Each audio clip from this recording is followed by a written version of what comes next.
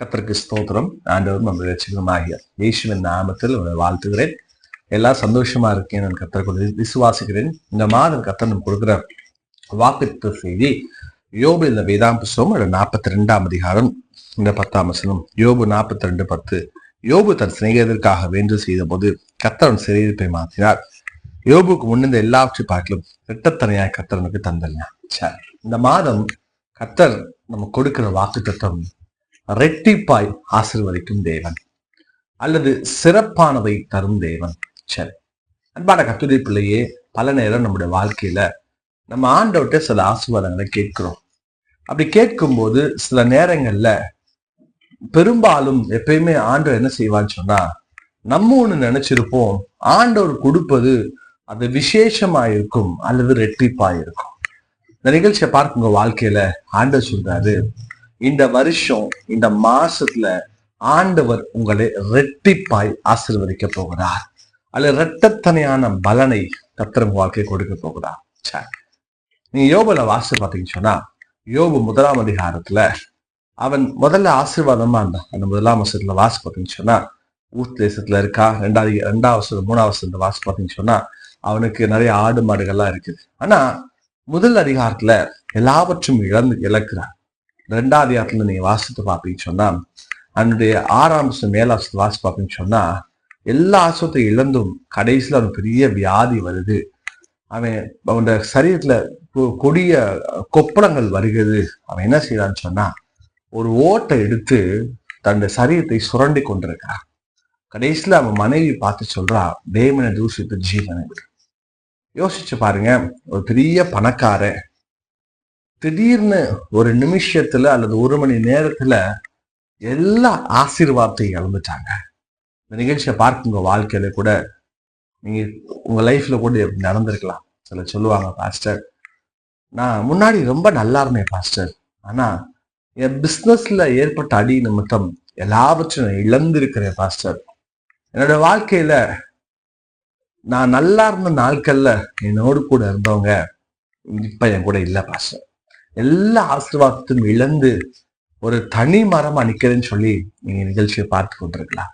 நான் இன்னைக்கு உங்களை பார்த்து ஒரு உற்சாகப்படுத்துகிறேன்.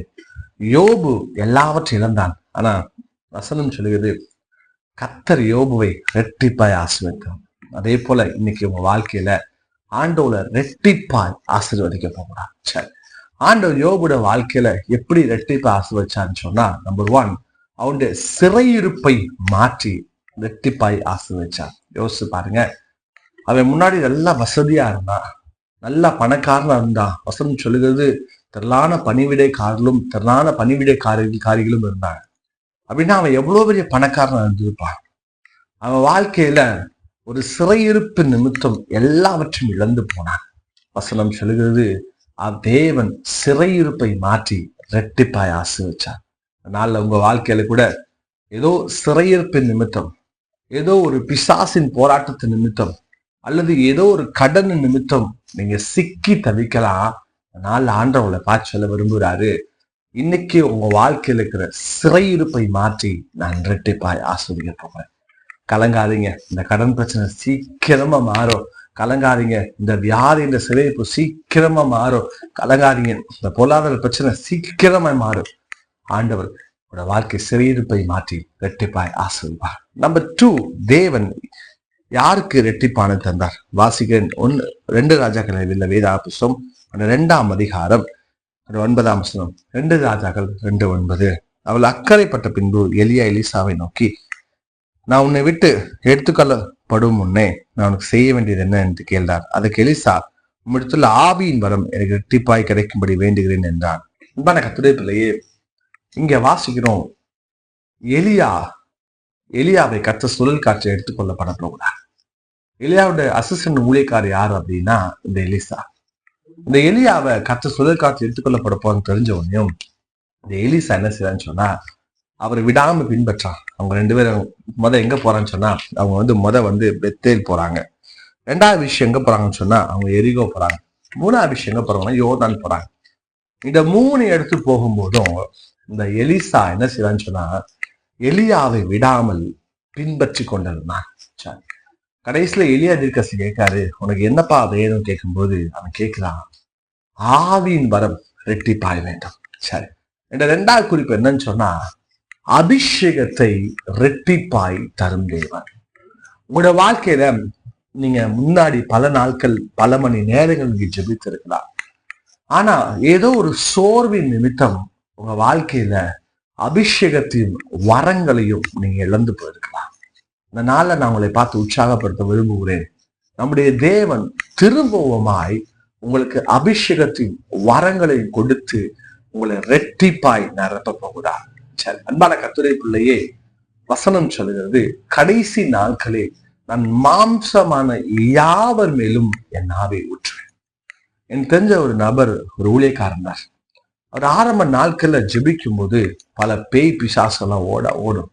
ஆனா ஒரு குறிப்பிட்ட நபருடைய பிரச்சனை நிமித்தம் ரொம்ப சோர்ந்து போய் ஊழியத்துல உடஞ்சு போய் இந்த ஊழியமே வேணான்னு சொல்லி அவர் ஜெபிக்கிறத நிறுத்த ஆரம்பிச்சார்.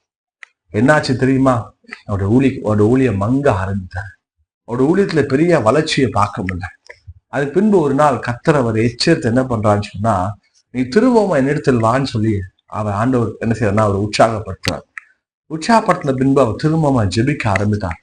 நான் பார்த்தேன், அவருடைய வாழ்க்கையில முன்னாடி இருந்ததை காட்டிலும் கர்த்தர் அதிகமாய் ரெட்டிப்பாய் வரங்களை கொடுத்து ஆசீர்வச்சு பயன்படுத்த ஆரம்பிச்சார். பாஸ்டர், நான் அபிஷேகத்தை இழந்து போயிட்டேன் பாஸ்டர், தேவன் கொடுத்த வரங்களை இழந்து போயிட்டேன்னு சொல்லி என் கலக்கத்தோடு இருக்கலாம். அதனால நான் உங்களை பார்த்து உற்சாகப்படுத்த விரும்புகிறேன். என் ஆண்டவன் உங்களோட வாழ்க்கையில திரும்பவுமா அபிஷேகத்தின் வரங்களை கொடுத்து கர்த்தர் திரும்பமாக நிரப்ப போகிறார். நான் ஒரு விஷயத்த சொல்றேங்க, நம்ம ஆண்டோட்ட விருப்பத்தோட கேட்கும்போது கர்த்தர் வரங்களை தருவார்.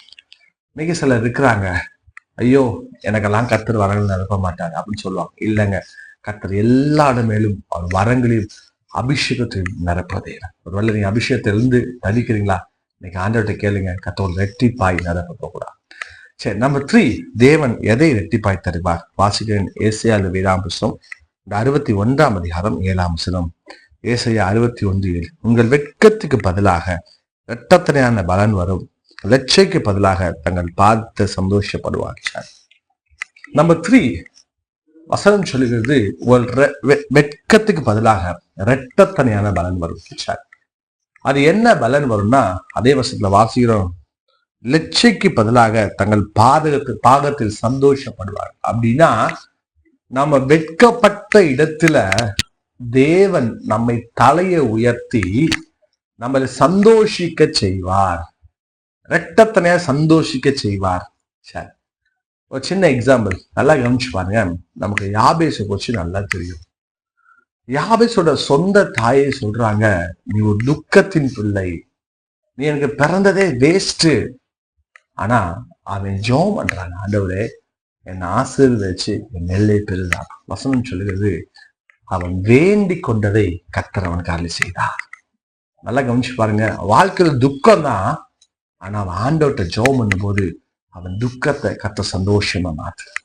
நிகழ்ச்சியை பார்க்குங்க, வாழ்க்கையில கூட சொல்லுவாங்க, பாஸ்டர் வீட்டுல ஒரே பிரச்சனை, ஒரே போராட்டம், ஒரே சண்டை. நான் அவளை பார்த்து சொல்ல விரும்புறேன், உங்க வாழ்க்கையில் இருக்கிற சண்டைய குழப்பத்தை கர்த்தர் மாற்றி இரட்டத்தை சந்தோஷத்தால் நடத்த போகிறார். நீங்க வெட்கப்பட்ட இடத்தில் உங்க தலையை உயர்த்தி உங்க ரெட்டிப்பாய் சந்தோஷிக்க செய்ய போகிறார். ஒருவேளை யோசிக்கிறீங்க, பாஸ்டர் என் வாழ்க்கையில எப்பயுமே அவமானம், எப்பயுமே நிந்த, எப்பயுமே வேதனை. இல்லைங்க, இன்னைக்கு அது எல்லாத்தையும் கர்த்தர் மாற்றி நீங்க வெட்கப்பட்ட இடத்தில் உங்க தலையை உயர்த்தி ரெட்டிப்பாய் ஆஸ்வதிக்க போகிறார். நான் ஜெபிக்கலாமா? பரிசுத்தமுள்ள பிதாவே, இந்த நிகழ்ச்சியை பார்க்க ஒவ்வொரு கர்த்தர் ஆஸ்வதிங்கப்பா. என்னோட வாழ்க்கையில ரெட்டிப்பாய் ஆஸ்வதிக்கிறதே வேணப்பா. ஆண்டவரே, இழந்து போன நன்மைகளை கர்த்தர் ரெட்டிப்பாய் திரும்ப தாங்க.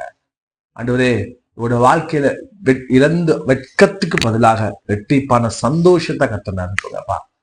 என்னோட வாழ்க்கை இழந்து போன அபிஷேகத்துக்கு பதிலாக ரெட்டிப்பாய் நிரப்பும்படி அங்கே ஜெபம் பண்ணுங்கப்பா. ஆண்டவரே, இந்த மாசத்தை இயேசுவின் நாமத்தில் உங்களோட பிள்ளை நான் ஆசீர்வதித்து நான் ஜெபிக்கிறேன்ப்பா. இந்த மாதோட வாழ்க்கையில ரெட்டத்தன் ஆசீர்வாதத்தில் நடக்கும்படி நான் ஜெபிக்கிறேன். கர்த்தர் அப்படி செய்வதற்காக ஸ்தோத்திரம். பெரிய காத்து காட்சி இயேசுவின் நாமத்தில் பிதாவே.